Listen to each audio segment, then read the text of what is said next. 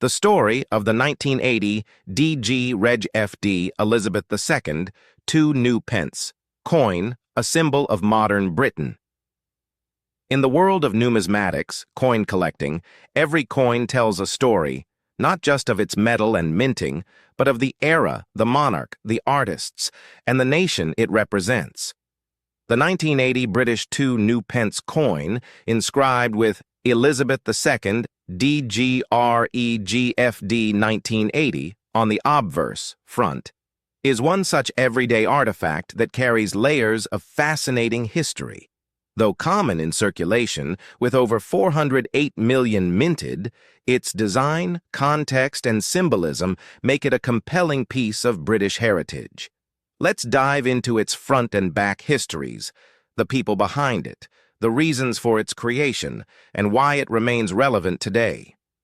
The front side features the crowned and draped young bust of Queen Elizabeth II facing right, known as the second portrait, designed by Arnold Machine. The Queen wears the Girls of Great Britain and Ireland diamond tiara, a wedding gift from her grandmother Queen Mary in 1947. This elegant, dignified portrait captures her in her prime, symbolizing continuity and grace during a time of change. Surrounding the portrait is the Latin inscription, Elizabeth II, Dei Gratia Regina Fide Defensatrix. This expands to Elizabeth II Dei Gratia Regina Fide Defensatrix, translating to Elizabeth II, by the grace of God, Queen, Defender of the Faith, 1980. DG, Dei Gratia, by the grace of God, acknowledging divine right and blessing on the monarchy. REG, Regina, Queen, FD, Fide Defensatrix, Defender of the Faith, a title granted to Henry VIII by the Pope in 1521 for defending Catholicism, later retained by Protestant monarchs as defenders of the Church of England. This legend is a long-standing tradition on British coins, linking the modern era to centuries of royal history.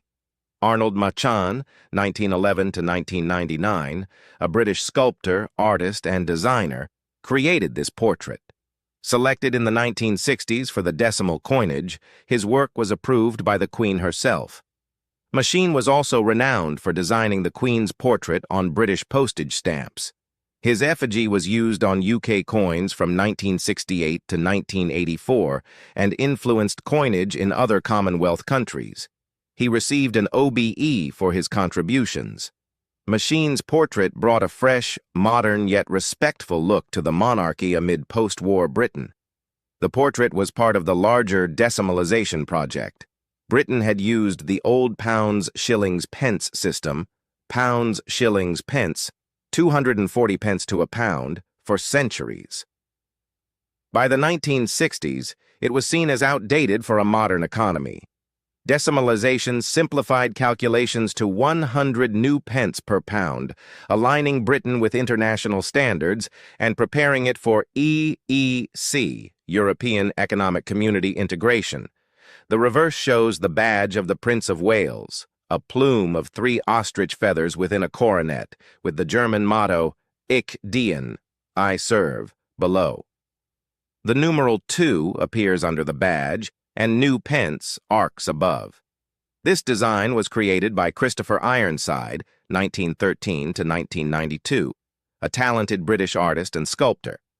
Ironside won a competition to design the reverses for all new decimal coins. His work symbolized the unity of the United Kingdom. The Prince of Wales feathers represent Wales, while other denominations featured symbols for England, Scotland, and Northern Ireland. Ich dien has been the motto of the Prince of Wales since the 14th century, tracing back to Edward the Black Prince. It embodies service and duty, core values of the British monarchy. New pence was included on coins from 1971 to 1981 to help the public distinguish the new decimal currency from the old. By 1982, it changed to 2 pence as familiarity grew. The 1980 coin is thus a new pence variety from the transitional period. The coin is made of bronze, 97% copper, etc., weighs about 7.12 grams, and has a 25.91 millimeter diameter. It was minted at the Royal Mint. The 2-pence coin was introduced on Decimal Day, 15th February 1971, D-Day. Preparations began years earlier. The Decimal Currency Board educated the public. New 5-pence and 10-pence coins entered circulation in 1968, matching old shillings and florins. On D-Day, the halfpenny, 1 penny, and 2 pence joined. Old coins were phased out gradually. Efficiency. The old system confused tourists, complicated accounting, and hindered trade. Decimalization modernized Britain, reduced errors, and supported a growing economy. It was a bold step reflecting the swinging 60s spirit of progress under Queen Elizabeth II, who had reigned since 1952. Over 408 million 1982 pence coins were minted, a high figure making it common. Proof versions, 143,000 plus, exist for collectors.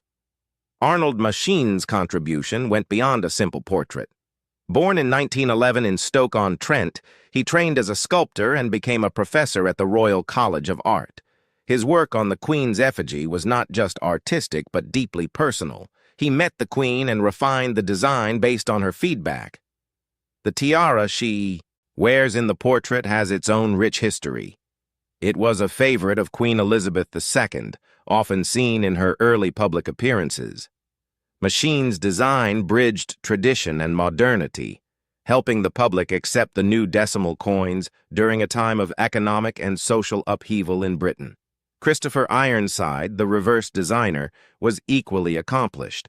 A painter, sculptor, and medalist, he submitted winning designs in a national competition involving hundreds of artists.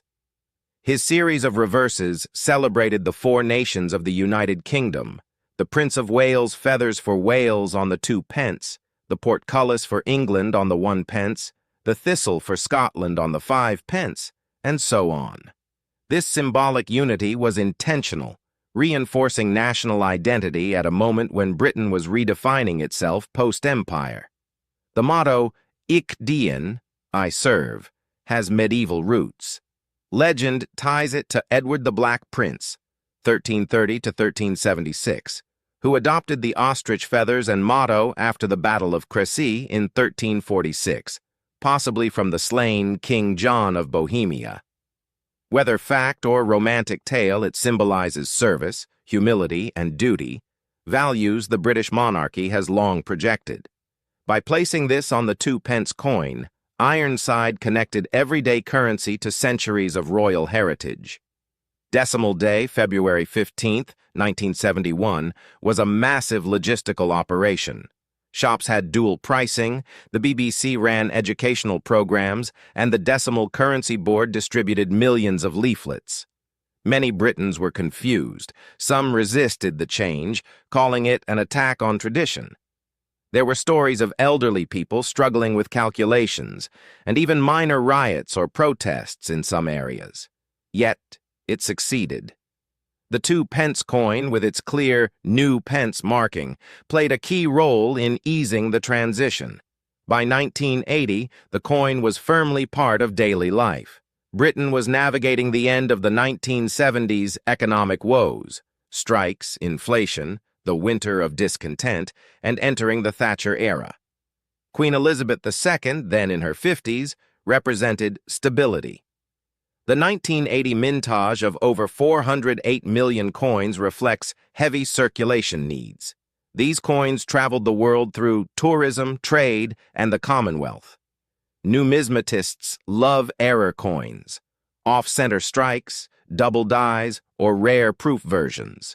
While standard 1982 new pence are common, high-grade, uncirculated, or proof examples, mintage around 143,000 for proofs, hold collector appeal.